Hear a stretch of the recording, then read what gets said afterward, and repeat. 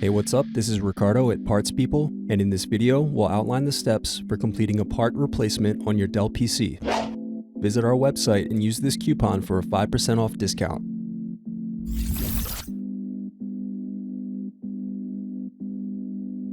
Slide tabs outward to unlock and remove battery.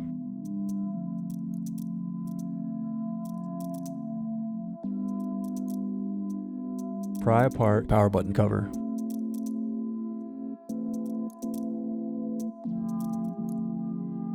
Now unscrew and disconnect keyboard.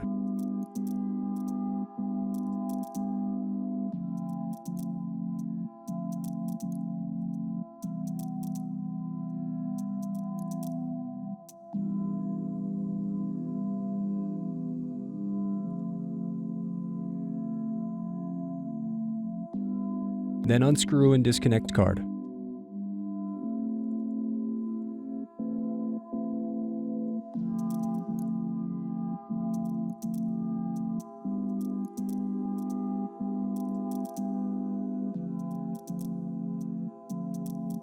Thanks for watching.